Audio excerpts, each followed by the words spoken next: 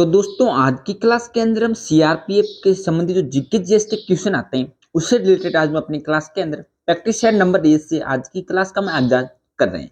दोस्तों रोजाना आपको हमारी चैनल पर सीआरपीएफ जीके से रिलेटेड प्रैक्टिस सेट मिलता रहेगा। तो चलिए फ्रेंड्स, आज की क्लास का हमारा पहला क्वेश्चन है, निम्नलिखित में से अलकनंदा और मंदाकिनी का संगम कौन सा है? तो आपके ऑप्शन है ए नंदप्रयाग, बी देवप्रयाग, सी विष्णुप्रयाग, डी रुद्रप्रयाग। तो इसका सही आंसर हो जाएगा ऑप्शन डी रुद्रप्रयाग, जो कि अलकनंदा और मंदाकिनी का संगम स्थल माना जाता है।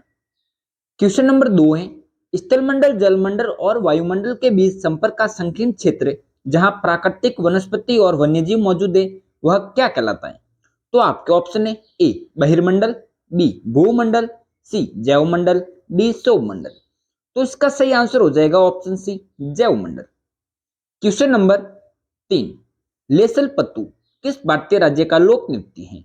तो आपके ऑप्शन है ए गोवा, बी नागालैंड, सी केरल, डी कर्नाटक। तो दोस्तों इसका सही आंसर हो जाएगा ऑप्शन बी नागालैंड, यानी कि लेसल पत्तू है जो कि नागालैंड राज्य का एक लोक नृत्य है। अगला प्रश्न है, किस खनिज को बरीड सनशाइन के रूप में जाना जाता है? तो आपके ऑप्शन है ए कोयला, बी लोहा, सी बॉक्साइट, डी अब्रक। तो इसका सही उत्तर हो जाएगा ऑप्शन ए कोयला, यानी कि कोयले को हम बरीड सनशाइन के रूप में भी जानते हैं। अगर फ्रेंड्स आपको क्लास पसंद आए तो आप इसको लाइक करना मत भूलिएगा तथा चैनल को सब्सक्राइब भी जरूर कर लीजिएगा, क्योंकि हम जब भी कोई क्लास लेके आए तो सबसे पहले आपके पास पहुंचे। अगला प्रश्न है, काबिनी नदी किस नदी की एक सहायक नदी है? तो आपके ऑप्शन है ए कावेरी, बी कृष्णा, सी गोदावरी, डी महानदी। तो इसका सही उत्तर हो जाएगा ऑप्शन ए, यानी कि काबिनी नदी है जो कि कावेरी नदी की एक सहायक नदी है। क्वेश्चन नंबर 6 है, भारत के किस राज्य को भारत की रोटी की टोकरी का लोकप्रिय नाम दिया गया है? तो आपके ऑप्शन है ए महाराष्ट्र को, बी असम को, सी उत्तर प्रदेश को, या फिर डी पंजाब को।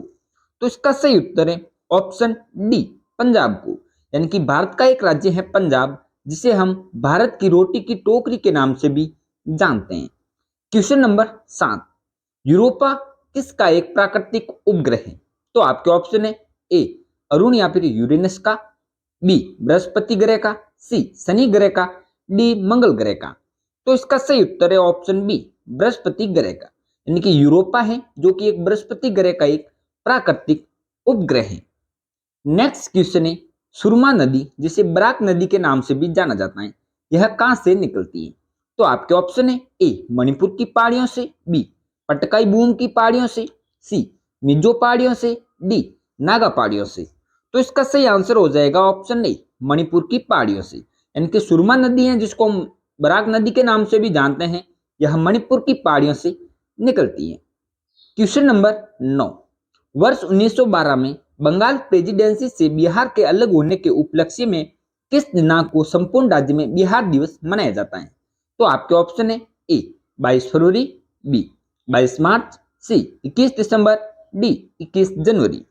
तो इसका सही आंसर है ऑप्शन बी 22 मार्च, यानी कि संपूर्ण राज्य के अंदर बिहार है इसका जो स्वतंत्रता दिवस मनाया जाता है वो प्रतिवर्ष 22 मार्च को मनाया जाता है।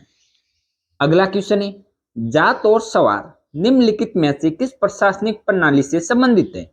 तो आपके ऑप्शन है ए इक्तदारी प्रणाली, बी मनसबदारी प्रणाली, सी जमींदारी प्रणाली, डी जोतदारी प्रणाली। तो दोस्तों इसका सही आंसर है ऑप्शन बी मनसबदारी प्रणाली, यानी कि जात और सवार है जो कि मनसबदारी प्रणाली से संबंधित है। क्वेश्चन नंबर 11, राजस्थान के किस जिले में जयमल और कल्ला सूरवीरों के सम्मान में छतरियां बनाई गई थी जिन्होंने वर्ष 1568 में सम्राट अकबर की घेराबंदी में अपने प्राण त्याग दिए थे? तो आपके ऑप्शन है ए आमेर किला, बी चित्तौड़गढ़ किला, सी रणथंभौर किला, डी कुंभलगढ़ किला।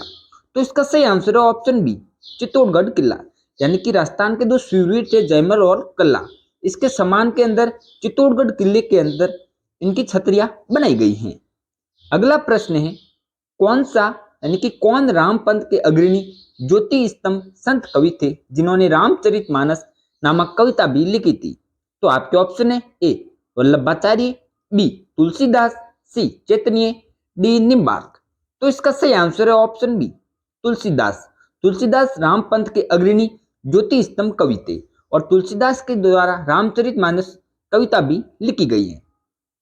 अगला प्रश्न है, भगवान राम पर केंद्रित शक्ति आंदोलन के अग्रदूत कौन थे? तो आपके ऑप्शन है ए जयदेव, बी विवेकानंद, सी रामानंद, डी नामदेव। तो दोस्तों इसका सही आंसर है ऑप्शन सी रामानंद, यानी कि भगवान राम पर केंद्रित भक्ति आंदोलन था, इसका अग्रदूत थे रामानंद जी। क्वेश्चन नंबर 14, किसके शासन काल में चीनी यात्री हैंसोंग भारत आए थे? तो आपके ऑप्शन है ए हर्षवर्धन, बी चंद्रगुप्त विक्रमादित्य, सी चंद्रगुप्त प्रथम, डी समुद्रगुप्त। तो दोस्तों इसका सही आंसर हो जाएगा ऑप्शन ए हर्षवर्धन, यानी कि हर्षवर्धन के शासन काल में चीनी यात्री हैंसोंग भारत आया था।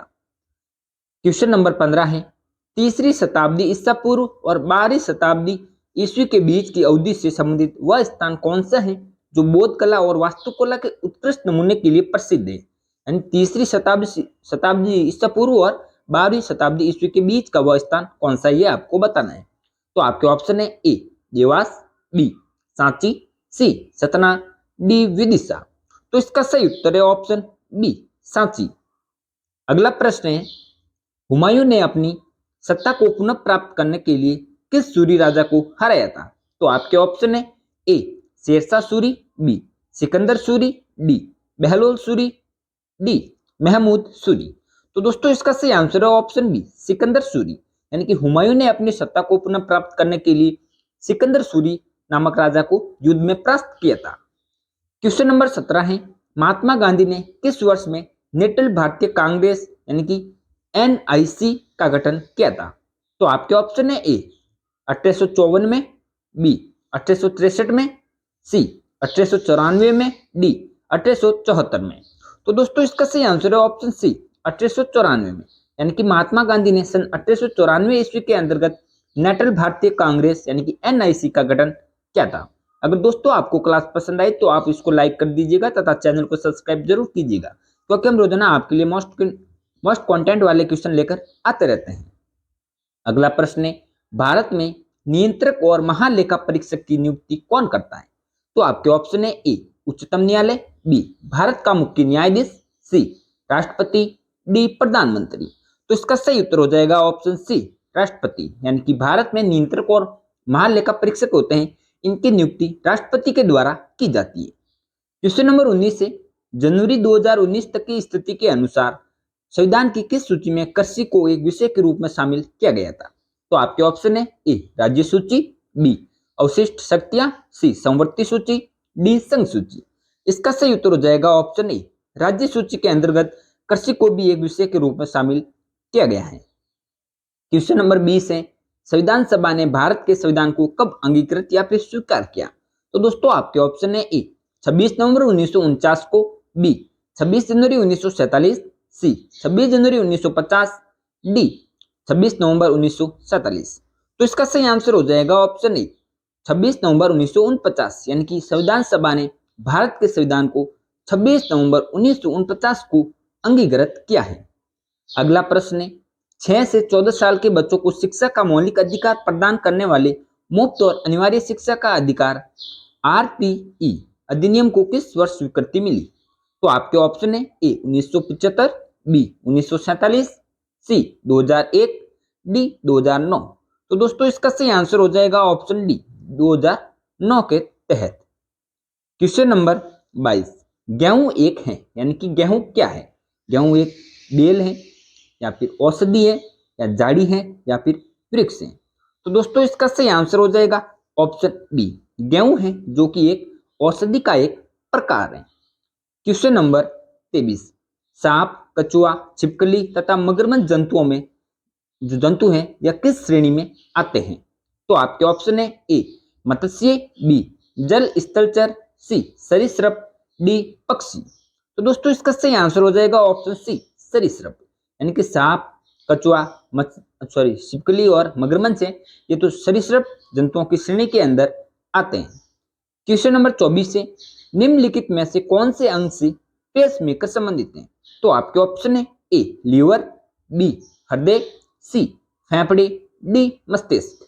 तो इसका सही आंसर हो जाएगा ऑप्शन बी, हृदय, यानी कि पेस मेकर है जो कि हृदय से संबंधित है। क्वेश्चन नंबर 25, हीमोग्लोबिन निम्न में से किसका मुख्य घटक है? तो आपके ऑप्शन है ए श्वेत रक्त कोशिकाएं, बी लाल रक्त कोशिकाएं, सी प्लाज्मा, डी या फिर सभी विकल्प सही है। तो दोस्तों इसका आंसर आपको कमेंट के अंदर जरूर बताना है। तो दोस्तों आज के हमने जो हमारा प्रैक्टिस सेट था सीआरपीएफ से रिलेटेड, इसके अंदर हमने 25 क्वेश्चन किए हैं। तो इनमें से आपका कितना स्कोर रहा है ये आप कमेंट के अंदर जरूर बताइएगा। अगर आपको क्लास पसंद आई तो आप इसको लाइक कर दीजिएगा, शेयर कर दीजिएगा तथा चैनल को सब्सक्राइब जरूर कर लीजिएगा, क्योंकि हम रोजाना ऐसे ही आपके लिए मोस्ट इंपोर्टेंट क्वेश्चन लेकर आते रहते हैं। तो दोस्तों मिलते हैं आपसे ऐसे मोस्ट इंपोर्टेंट क्वेश्चनों के साथ नेक्स्ट क्लास के अंदर।